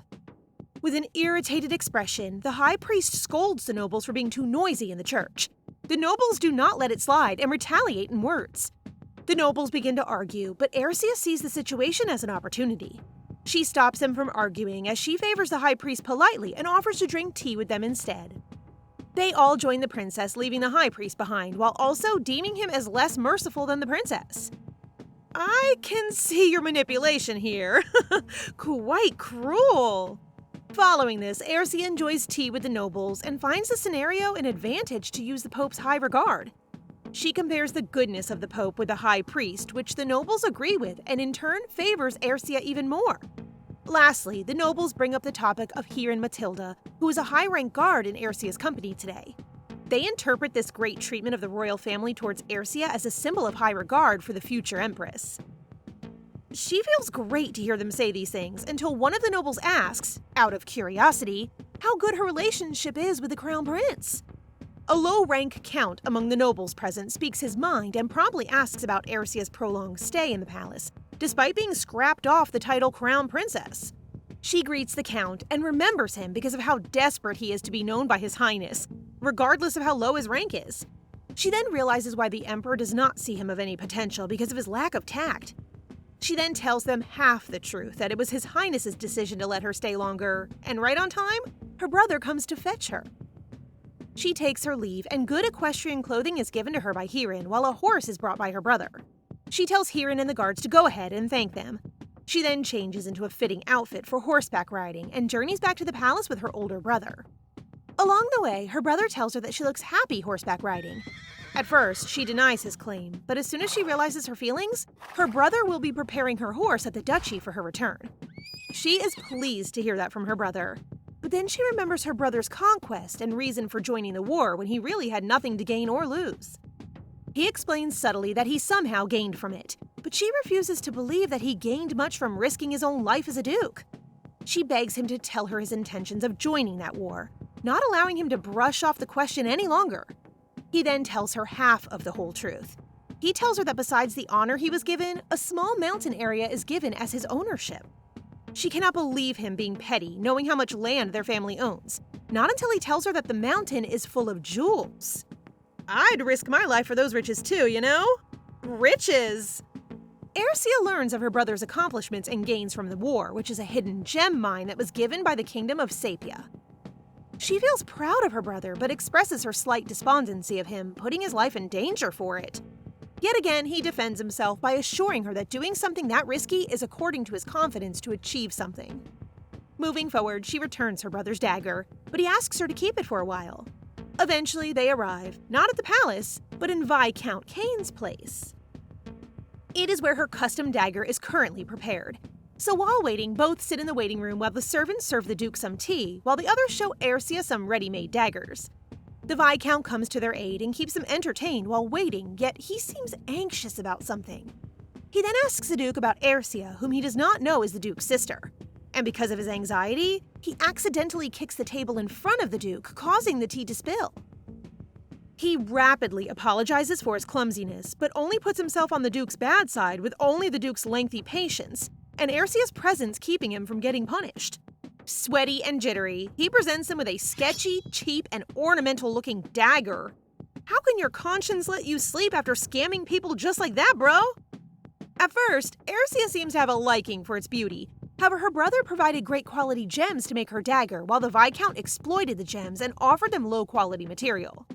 This almost turns the Duke volatile, but he stops himself and instead takes his leave with Ersia. Fortunately, Ersia is willing to pay the price of the dagger and asks the Viscount to send the bill to the duchy for the payment. Expectedly, both leave the Viscount almost wounded, in fear and regret of his doings after the Duke divulges his intentions of cutting connections with the Viscount. Serves you right for your bad service and trickery. Upon going out of the Viscount's premises with the dagger in Ersia's hands, the Duke asks why she bought such a useless weapon. He then adds how most daggers that are made these days are becoming trash and lose their main purpose. She then reasons that the dagger can be used as an ornament, yet is taken aback by what her brother tells her next. He expresses his thoughts about the legendary sword that she's holding. He implies that even having the sword hung on the wall, no matter how sharp it is, isn't useful. It merely functions as it should and will eventually be replaced sooner. She thinks of his words and asks him if he has something hidden in his words that he wants to tell her. Unfortunately, what he said was simply about the sword. Meanwhile, Ersia relates the sword to herself. Like the sword, she simply is replaceable as of the moment the oracles changed. She then drops the topic and walks with her brother to town. In the meantime, they look for gifts that Ersia can bring home to the duchy for her parents. Ersia asks the Duke's opinion on a marine blue-colored gem that she wants to gift her mom when she finds out that her brother has left her side. Expectedly, a swarm of girls is keeping him busy, so she decides to buy the gem anyway. The vendor seems to know that she can be tricked, so he asks her for a higher price and asks her to wait. The vendor offers her convenient delivery of the gift directly to the receiver, but as soon as he finds out who she is, his face speaks fear.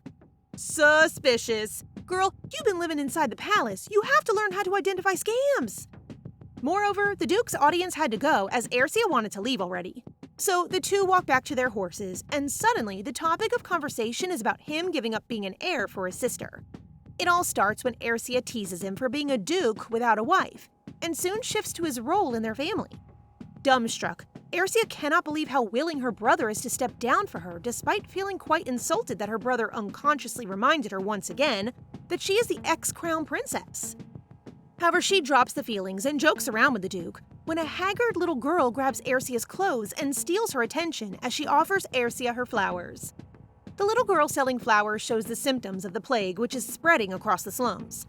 Ersia still does not hesitate to buy some of her flowers, and it makes the girl happy to receive silver coins. Yet again, her approach towards nobles seems like a taboo among the slum people, as they usually get dragged away after such encounters. As soon as the kid goes away, the Duke speaks with Ersia about the present plague and what to do about it. Ersia stays silent and ponders what to do about it, knowing that the recent plague is different from the last plague that killed extreme numbers of people. Luckily, this plague can be treated if attended promptly. However, aid is hopeless to come in the slums, hence killing many of the marginalized sectors of the town. Heedfully, Ersia lays her plans into action and no longer hesitates to share them with her brother, also to ask for his help. Is it just me, or is she turning into a girl boss here? She plans on setting fire to the slum areas, but makes it look like it was the Crown Prince's plan. Wait, what? Those poor people! You better have a great explanation about this. She meticulously works her plans based on what the prince has done and said to her in the past. The last time they passed through the slums on fire, it was the prince's doing, so she intends to do the same, but better. She plans not to harm anyone as much as possible, so she requests for her brother to ask some of his knights to dress like imperial knights and help the marginalized escape, while the Pesentria family offers the people a residential area where they can renew their lives. This will allow her to gain the people's trust further, and she doesn't want to allow the prince to step forward any further before she can land her foot forward first. Actively, the Duke's people heard her orders from the bushes that they had been hiding in all this time. The Duke imparts his support for his sister all the way as they hold hands to see the start of her slum revitalization project. That's actually a wise strategy, Princess. Way to go! But make sure that no innocent life is lost. The fire broke out just as Ersia planned. People are in panic, begging someone to save their lives. Suddenly, Ersia notices a woman holding what seemed like a baby, so she asks her brother to help. Those who have seen Rias wrapping his coat around the woman wonder if he has come to help all of them. Is it just me, or do you guys also think there's probably a string of fate here? Just then, the knights of the Pesentria family assemble to help as Ersia assures their safety, igniting hope to everyone. 4 years ago, there was an epidemic in the slums where people couldn't eat or clean themselves properly. This lack of hygiene caused a lot of people to die. However, the way the Crown Prince chose to handle it was by burning down the slums. He removed the poor people who were the source of the plague, to which the public praised him for like a saint. How inhumane! They were his people! Ersia makes a bold announcement promising medical care for everyone's needs. However, the people struggle to believe it, feeling that doctors wouldn't bother with them due to their dirty appearance. Even with the assurance of treatment, their concern shifts to finding a place to stay. Ersia approaches a coughing man, helping him up while emphasizing that their cleanliness won't determine their worthiness of care. She assures them that Pesentria will assist in finding accommodation. The crowd reacts with astonishment, showering Ersia with gratitude. Ersia anticipates that once word of her kindness spreads, people will contrast her compassion with the actions of the Crown Prince, who persecuted those in the slums during the pandemic. Rias, worried for Ersia's safety, urges her to leave once the doctors arrive. Ersia agrees, trusting her brother's aid to handle the situation. Suddenly, the girl who sold flowers to Ersia earlier calls to express gratitude for arranging a doctor's visit. Rias, tapping Ersia's shoulder, reveals that the boy she's accompanying suffers from peladria disease. Peladria is caused by parasites growing inside the body, leading to symptoms like unquenchable thirst, persistent weakness, and notably, blackening of the fingernails. Aware of its contagious nature, Ersia remains cautious. However, she observes something peculiar about the girl. Upon inquiry, the girl confirms she gathers flowers daily, yet remarkably, she shows no signs of peladria despite close contact with her infected brother. When questioned about the flower source, she gestures towards a rugged mountain, an unlikely place for someone of her age to explore. Concerned, Ersia arranges for a night to examine the girl, but no alarming signs are found. Digging deeper, Ersia learns of the girl's parentage from the war-torn, cold Asora kingdom, where children are often molded as human weapons. The Asora kingdom, renowned for its towering women with exceptional strength, surprises Ersia upon considering the possibility of the girl sharing this lineage, even as a half-blood. Ersia queries the boy about any Asora blood in their lineage, to which he clarifies they're only half-siblings, his parents both from the Empire. This revelation dispels Ersia's suspicions that the boy's small stature might be due to illness. Addressing the girl as a child, Ersia offers two options: to join the Pesentria duchy, ensuring meals, shelter, and assistance for her brother's treatment, or to receive treatment and reside in the soon-to-be-built residential area. Moved by the girl's offer of assistance, Ersia signals for her inclusion, touched by the girl's gratitude for Ersia's kindness towards her brother and the simple gesture of purchasing flowers. Despite feeling she has little to offer, the girl expresses her desire to join the duchy. In a tender moment, Ersia cups the girl's cheeks, encouraging her not to underestimate her value, neither to Ersia nor to herself. That's right! Just because she's a child or someone without a noble status doesn't mean she's less. After that, Rias talks to Ersia about how they coincidentally found a bloodline of the kingdom of Asora. And there's no doubt about that because at her age, she was to traverse in treacherous mountain paths without a single injury, which means that she surpasses ordinary human capabilities. Rias agrees, explaining further that even swords don't penetrate their muscles easily.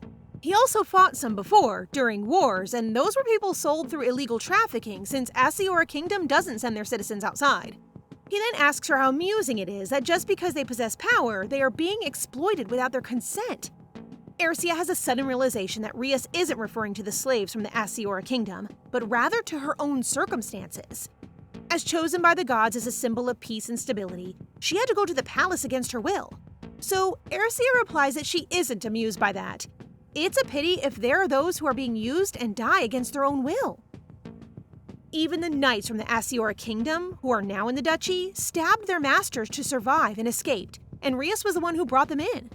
Ersia feels sorry for the dead, but she's proud of those who struggled to survive. Rias strokes her hair and admits that he underestimated her. But Ersia understands that it may have saddened him to see his younger sister not complaining even when things are difficult. The only one who can pity her is herself. It's regrettable she won't engage in something she can't handle. Yes, Queen Mother, we salute you! Just then, the siblings talk about how they spent their childhood together, teasing Ersia if he should call her a baby now that she's no longer the Crown Prince's consort. Ersia tells him to stop when suddenly, a knight informs him that everything is settled down. Ersia commands him and the others, further instructing them to stay and assist the doctors while the rest can return. Just as when they're set to leave, a knight informs her that the empress has collapsed from poison. Rias calls her sister, hinting that it must be a scheme to keep her captive. However, Ercia knows better. She has no intention of playing around as he pleases. That night, she goes to a restaurant with her brother and tries a few shops. In the carriage, Rias informs her that he will not be staying at the Imperial Palace for a moment. Instead, he will stay at the Duchy's Manor, a famous estate directly granted by the Emperor to the ancestors of their family. Looking at the grand estate, she vows to herself that there'll be no one to stop her from doing whatever she wants. We're also looking forward to your success, Ercia. Since she'll become the owner of that estate, Rias speaks on behalf of their family, hoping her to return home soon, but they can wait for as long as necessary. However, upon their arrival, Rias stops her, grappling with doubts and confusion over her willingness to enter the clutches of the Crown Prince and allow herself to be confined within the palace. Ercia explains that for now, there are two people they need to be cautious about. First is the Emperor, and the second one is the Crown Prince. From blocking the territories on the way to the duchy, it shows his determination to capture her and hold her by any means necessary. So if she gets caught up in his plan, the better. Rias replies that it's dangerous, as expected of his answer. But they won't know if it's an enemy or not until she goes. Rias becomes silent for a moment, concerned for his younger sister's safety. Ercia asks if he already prepared what she asked to, which he positively replies. Before going in, Rias warns her that if she has a chance to have a proper conversation with the Crown Prince, she must speak wisely. Ercia understands that what her brother meant was that she doesn't know what will happen if she crosses that line.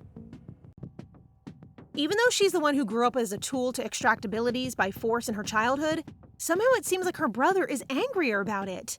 And we're also angry about it. As she walks through the hallway, she notices how quiet it is. At 5, when she first arrived at the palace, she wasn't used to this silence. Soon after, she wanted to see her family, and not long after, she often shed tears. At some point, that became excessive greed. The Emperor told her that she shouldn't become a selfish person who'd abandon status as a future empress just to return to the duchy. So, she humbly accepted the Emperor's words, instilling in her mind that her longing to see her family was also selfish. So she learned to work hard for the future of the empire. She then remembers that she hasn't written a formal letter to her parents. If only she had the freedom to write letters and go outside, what a privilege it would be. As she keeps thinking about happy things with her family, her mood spoils as the Crown Prince calls her name, asking if she just arrived. Eros asks what she was doing for arriving so late. Instead of answering, she inquires how the servants and the Crown Prince himself waited for her. But if he has no intention of answering, then she'll take her leave. Ercia knows very well that she must show strength, or else she'll only be devoured. Eros then reveals that he heard she went to the temple. From there, Ercia understands that they are keeping an eye on her through the servants. His expression speaks volume, and she's disgusted how they're all his people. With many eyes watching, Ercia encourages him to meet her in the reception hall to finish their conversation. But Eros insists that there's no need for that. As soon as she opens the door to her room, she finds all her things scattered on the floor. Eros then accuses her of being a criminal who attempted to execute the Empress. What? Is he out of his mind? Ercia smirks. She didn't expect him to make her play around his palm like this. She then asserts that it won't be enough to tie her down. However, Eros exclaims that her mother's poison medicine has been discovered in her room. Ercia struggles to free from his tight grip, enjoying seeing her unable to move in front of him. Feeling the weight of his dominance, Ercia warns of requesting a formal trial if he doesn't release her. However, Eros remains confident in his authority, refusing to yield to her threats. In a cryptic turn, Eros questions why Ercia would cause unnecessary trouble, leading to complications with the plan and inciting the people's resentment towards them. Ercia counters, mocking his weakness as evident in his indecision between Lurhtella and herself. She realizes that once she's proven innocent, he stands to lose everything. Eros remains confident, insisting that until proven otherwise, Ercia remains a criminal. However, undeterred by his threats, Ercia bodily challenges him to proceed with his silly scheme, confident that she will ultimately prove his accusations to be nothing but delusions. Eros then proposes another thing. If she apologizes and sincerely stays by his side now, then he may consider forgiving her. I can't believe this guy. Where did he get that audacity and confidence? Ercia mocks Eros' expectation that she would apologize for a crime she didn't commit. Having learned from their engagement, she realizes that Eros' true desire is to witness her humiliation, to see her dignity shattered as she begs him for mercy. Just then, Eros calls Hiran to take her away, but before that, Ersia encourages him to do as he pleases to his heart's content and regret as much as he wants. But even if he doesn't want to, she will make him regret it. Also, if he pleads for her to stay by his side, then she might consider it. In a surprising turn, Eros abruptly turns away and leaves them both. As they proceed towards what Ersia assumes will be her confinement, Hirin reveals that the room they're heading to is actually Ernos' room, leaving Ersia stunned by the unexpected twist. When she settles inside, she doubts if it's really confinement with how the room was luxuriously prepared in advance. To test the limits, she asks for a cup of tea and to bring her personal servant, Azel. However, Hirin apologizes that her request would be hard to complete. This time, Azel would have been the first one caught, but she will definitely save her. Just then, she playfully points out how Hirin is in the same room with a single woman who's not even married. But Hirin is quite an upright man, saying that he's just watching her under Ernos' order. Ersia wonders that if she's really the criminal, then she wouldn't be in a luxurious room. Hirin remains silent for a moment and changes the topic.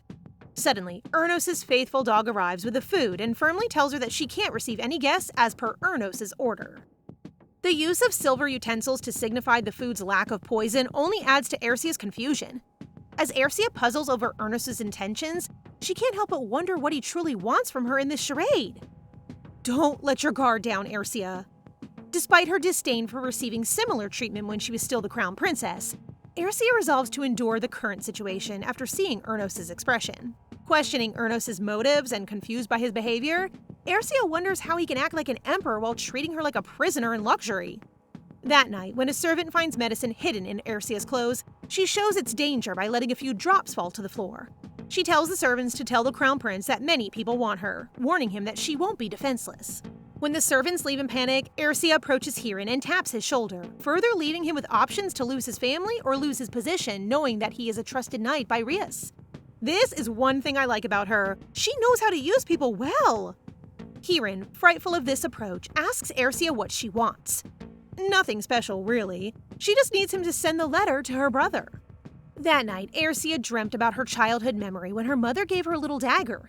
She was reminded to always be cautious around the person closest to her and to not show her true feelings to anyone so that she could protect her heart. When she wakes up, she finds Shalia, who was in charge during the night. Since the breakfast was too much, she asks her to sit and eat together, but Shalia refuses. Ersia asks if it's because she's no longer the crown princess. Surprisingly, Shalia pulls the chair and sits down. Now that's power without intimidation. Ersia isn't wasting seconds, so she asks her to be her temporary escort knight, asking how she became an imperial knight. Shalia apologizes for not being able to answer a personal question. However, as soon as Ersia opens about helping Shalia's sickly younger brother through the temple's treatment, Shalia desperately kneels in front of her, begging for help. Ersia assures her that she will help her younger brother get the treatment, and all she has to do is bring a book with a black cover from her study. Just then, Hirin comes in and informs Ersia that he has delivered the letter to the temple. Looking out the window, she remembers how the girl from the slums offered her to take the poisonous flower as a thank you for treating them well.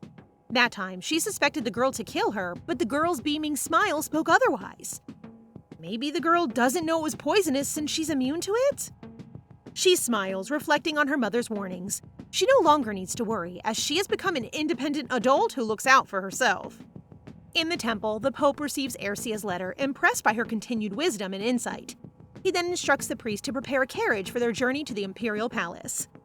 With that silver hair and blue eyes, he reminds me of Gojo Satoru from Jujutsu Kaisen. So cool and handsome. One morning, Rias receives a letter about Ersia's situation, but his main concern is how Ernos tries to take control of Ersia. Could it be that the recently revealed oracle is a lie? Wondering what Ersia wants to find out eagerly, the butler suggests to step back and look at the problem from a wider angle. And so, he suggests that it could be love, leaving Rias stoned. The butler thinks maybe Ernos doesn't realize his own feelings, since they've been together for so long. Then, a servant interrupts with bad news. The Duke and Duchess of Pesentria are coming. Meanwhile, the Emperor hears about it too and knows their daughter is important to them. He won't let them take her away, especially after all the effort they put into making her a good princess. If the oracle really has changed, then they'll arrange a marriage for that person to marry Alfredo. As for the Empress, the Emperor is determined to resolve that issue too. If the Empress were to die, he plans to use the compensation for her death to keep Ersia confined to the imperial palace forever. This would also put the Pesentria family under his control. He is obsessed about having control over both Ersia and everything in the Empire. Such a greedy man! In Ersia's room, Shalia hands her the book she requested last time about Azel. Ernos himself is the one managing her. I really do hope she's okay. Between the pages of the book, Ersia discovers a paper revealing the whereabouts of the Empress, an abandoned castle. This revelation doesn't surprise Ersia, as she had suspected something was amiss with the Empress's health after their engagement was broken off. She had thought postponing their meeting was for the best. Ersia knows that the alliance between the Duchy of Pesentria and Labra poses the greatest threat to the Emperor. Therefore, she believes the Empress's family won't allow the Emperor to harm her right away. It might be a subtle warning not to get too close. With her suspicions confirmed, Ersia decides it's time for the show. As soon as Hiran leaves the room, she empties a vial onto the floor, contaminating the food set on her table. When she takes a bite, she falls to the floor, blood coming from her mouth. Meanwhile, Shalia reports to Ernos that Ersia has been neglecting her meals and has been asking about Azel and requesting to open the window.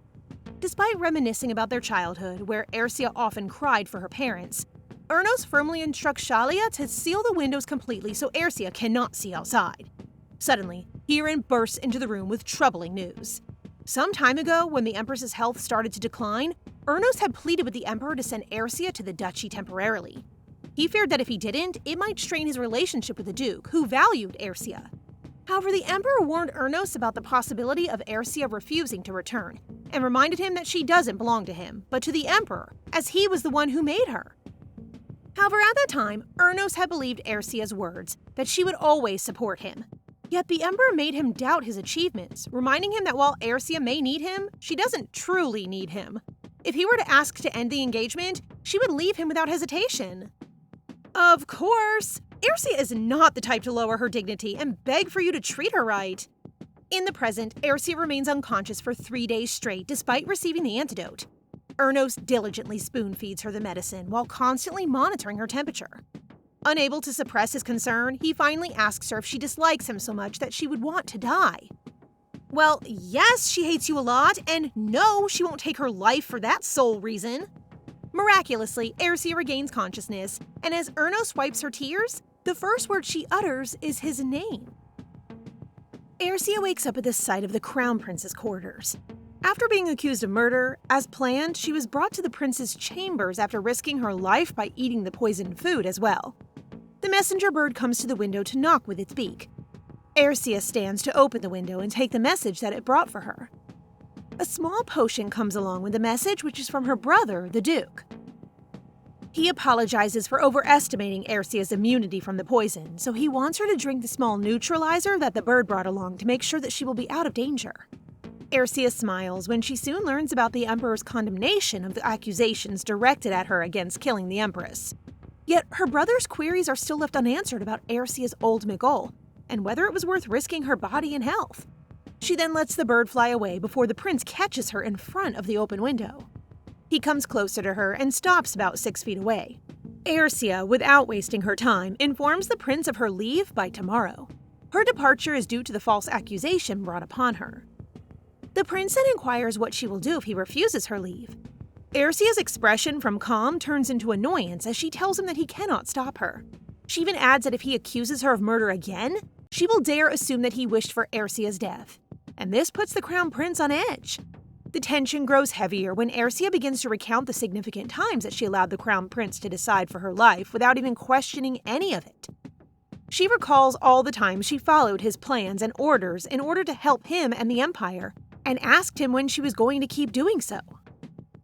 Undeniably, the prince shows his frustrations all out, but calmly. He feels provoked and asks Ersia what gave her such patience to keep her petty pride up when he allowed her to choose all the time based on his perspective. He confronted her about the times that she recounted to him and why she never voiced out or cried. What he wanted was to see her needing him because he would have supported her even without her crown princess title. What a jerk! Get over yourself!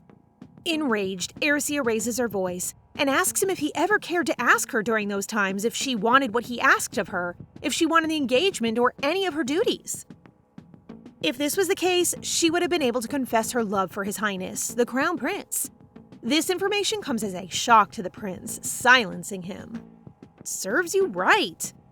The Crown Prince's face turns red after learning about Ersia's feelings and sacrifices. He assumes that her prolonged stay in the palace and how she managed to endure the discrimination of the people after stepping down as the Crown Princess were all because of her love for him. It creates a huge impression on him to the point of liking the thought of her sacrificing for him. However, Ersia rephrases her words and imparts to him that she once loved him, but now she's exhausted from what she has done up until this point. As soon as she informs the prince that she no longer loves him and that she's ready to let him go, she walks away from him and leaves his chambers to prepare her things. Lastly, she thanks him for letting her confirm her feelings before she closes his doors. While heading to her room, she looks at the moon, and with sadness in her eyes, she assures herself that everything will be fine now. However, the prince approaches her with an ominous expression on his face. He confronts her and pulls her long pink hair. For a second, she fears his cruelty, afraid that he'll do her harm. In just a moment, the prince had already cut her long hair. It's as if the length of her hair symbolizes their time together, and he chooses to end it by doing so, leaving Ersia dumbstruck and crying. Ugh! How dare you! Girl, if this is not a walking red flag, I don't know what is. She then runs to her room and sits in front of her mirror to cut the rest of her hair. But a knock on the door is heard. She holds the scissors in preparation to face the prince again, but what surprises her is to see the Pope's face instead of His Highness. For the first time in 20 years, the Pope reveals to her that it is the first time knocking on doors, letting her know subtly that he respects her space. He then attempts to join her and wipe her tears away, but she asks him to leave her be. He refuses to and asks her to confirm what she wrote in the letter that she sent him about turning down his offer to be the chosen one of the temple.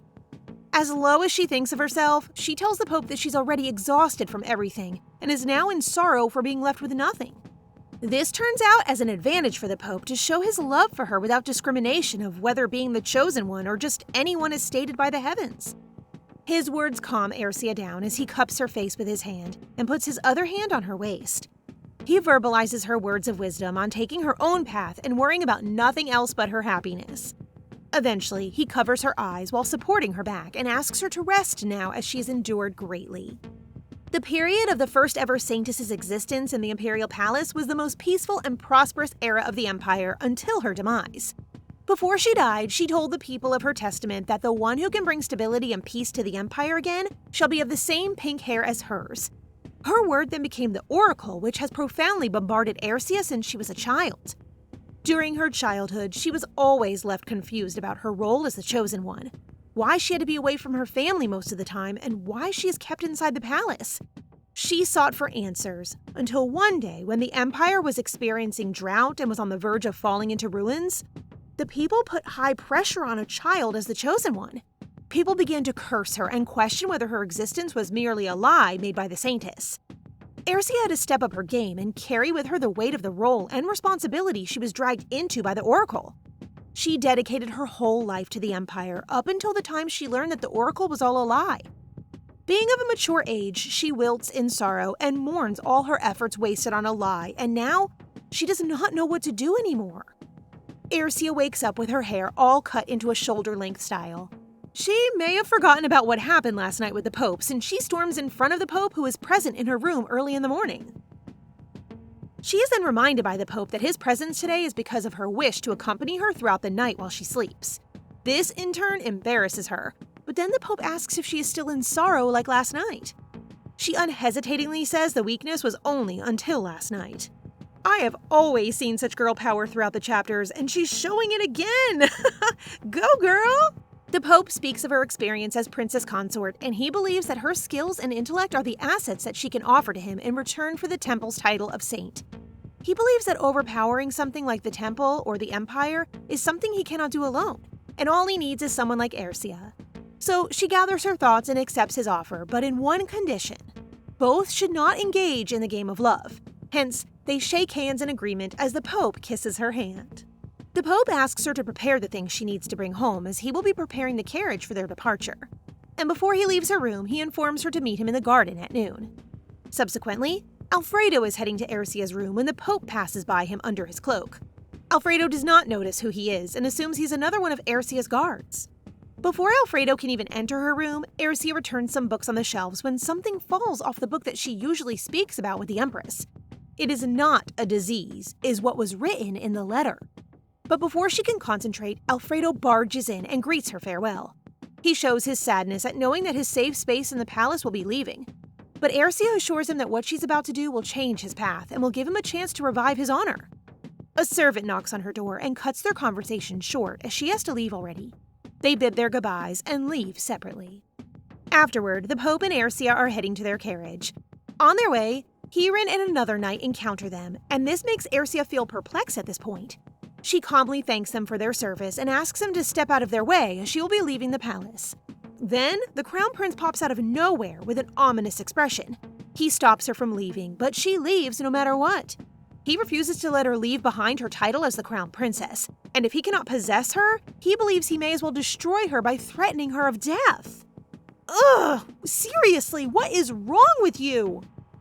He then accuses her of being a threat to the royal family. By the moment she leaves behind her title as a princess of a ducal family for the temple and the Crown Princess title. Hence, he threatens to kill her as long as she's out of the palace grounds. Whether she's eating, laughing, or dancing outside the palace, he will try to end her life. The Pope attempts to have control of the event as he steps forward, but Ercia hinders him from stepping further and bravely stands up for herself in front of the prince. She dares to leave him, and the palace guard is astounded. This scene makes the Pope even prouder as he smirks under his cloak while they run away from the crowd of guards.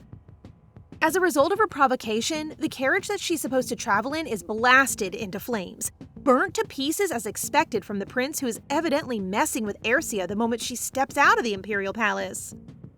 Since the Pope expected such a matter, he shows Ercia an almost run-down carriage that is barely standing, but she has nothing to complain about, so she has to ride the carriage back to the duchy. Meanwhile, she talks about the Pesentrias being kind and warm-hearted, despite being the dirty workers of the royal family. Her mother is temperamental, but is always so kind if not provoked. Her father is otherwise calm, but would kill for his family, and her brother? A warrior. The Pope asks her if she misses them, which makes her feel giddy to know she's meeting them soon. Little does she know that as she travels back home, her parents are working deliberately to uphold their duties for their family. In the city, her father sits nonchalantly inside their carriage as her mother shoves a knife at a knight and another in the middle of the pouring rain, leaving no trace of suspicions towards the Pesentria family. She then smudges off the blood and mud from her gown and leaves with her husband shortly. Girl, that is what you call power! She looks so cool with that dagger, you know? The Pope and Ercia arrive at her family's home. The servants welcome him generously and with respect while he waits for his carriage to arrive to fetch him. Upon entering the mansion, she rushes to her room and flops in her bed to get some rest. But the presence of the Pope in her room just now catches her attention. She worries that the maids may have caused him inconvenience, so she asks him about it. He reassures her that they're all welcoming of him greatly. She seems to be a little less guarded in her home than how she is at the palace. She then straightens up by his tease, but he laughs about it with her anyway. Then, he tells her to sit down as he forgot to tell her something important. He asks her to show closer affection to each other to make people believe them more. She agrees with this offer, but sets her boundaries limitedly. The Pope, as stubborn as he is, asserts to call her by her name. Ercia, like how her family calls her, justifying his words with the fact that the two of them will also be a family soon. He calls her by her name, and she somehow feels a little thumpy feeling in her heart as she blushes like a little happy girl. In the meantime, the prince is doing his royal tasks and is writing a letter when his eyes navigate towards Ercia's hair that he cut that night. At the sight of it, he fumes in anger, but before he can even do something volatile, a servant knocks on his door to tell him that the emperor calls for his presence. In the hall, Alfredo stands beside the emperor's chair while the emperor throws his chalice of wine towards his brother, the crown prince. The emperor is outraged by the failure of the crown prince to keep Ercia inside the palace and why Ercia plans to side with the temple. The emperor takes him as a shameless fool and expresses his anger and disappointment towards the crown prince. He calms himself down and orders another task to his son. Before his orders, he clearly states that the ducal family of the Pesentrias is already on the move, so he has to do something before they can. He commands him to find out why the temple has taken Ercia away, and to find Lady Lurhtella and bring her back to the palace. However, if the crown prince fails to do this job again, he has to wager his title as the crown prince. This means that Alfredo will have the chance to be crowned, and the crown prince will step down. Alfredo realizes that this is what Ercia was talking about when she said he could regain his honor. Yet again, he does not want to compete with his brother at first, but now he is already considering it while the crown prince fights for his title with his life. Afternoon comes, and Ercia takes her afternoon rest from the long travel she's been through a while back. What awoke her was a nightmare that made her sweat and fear immensely. She checks if she is needed in her own room, and she then rings her bell. She orders the maids to prepare some clothes for the guest and to escort him to the dining room. During dinner, the Pope seems to be wearing her brother's clothes temporarily. In her mind, he actually looks good in those clothes. She then opens a conversation about food preferences with the Pope. Moments later, the Duke arrives. Ercia is quite taken aback by her brother's arrival when he immediately barges into the dining hall worried sick. She calms him down as he compliments her hairstyle, but then the Pope giggles at the sight of the siblings. The Duke is about to be furious upon seeing his clothes on a priest, but Ercia discusses things with him separately. During their private discussion, the Duke thinks that perhaps she may get hurt again if she plans on taking the same steps as how she did with the prince, and may end up losing the love game. She assures her brother that she is now wiser than before, and with that, she shares her plans to join forces with the Pope. Afterward, she finds the Pope scanning through the shelves to find a good book to read. She interrupts him and speaks of her discussion with her brother. From the Pope's perspective, it seems like Ercia is already reluctant with their deal, but allows her to speak at her own pace. She then fires her questions at him.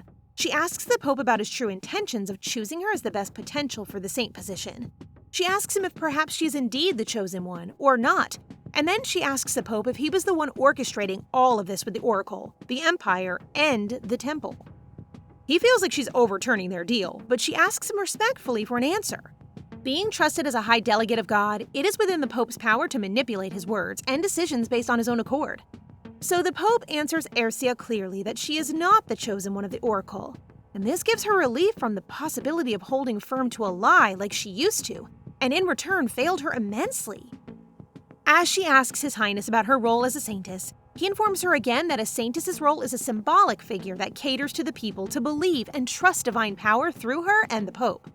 If so, the Pope assures her that she has nothing else to do while crossing his fingers from behind. He continues to mention that she only has to stay by his side, and he will provide and give her everything that he has. Bro of Divinity, you are one sly human being, I tell you. This gives him a good deal of mental rest to Ercia as she bites into the Pope's words and believes him. Well, I think at least you can rest now. For now. And just like that, she dozes off to sleep, but is awakened by a nightmare. She tries to read a book and see if she can use it as her mode to sleep properly, but the books in her room aren't really good ones to help her sleep. Rather, most are about the Empire's history or war strategies. A few moments later, she steps towards her drawer and takes the Empress's letter about the sickness. She thinks perhaps the Empress is being poisoned, but by whom? She then realizes that since the Empress has long been out of shape, this may be orchestrated by the Emperor himself. But then again, she no longer has anything to do with it since she's about to side with the Temple.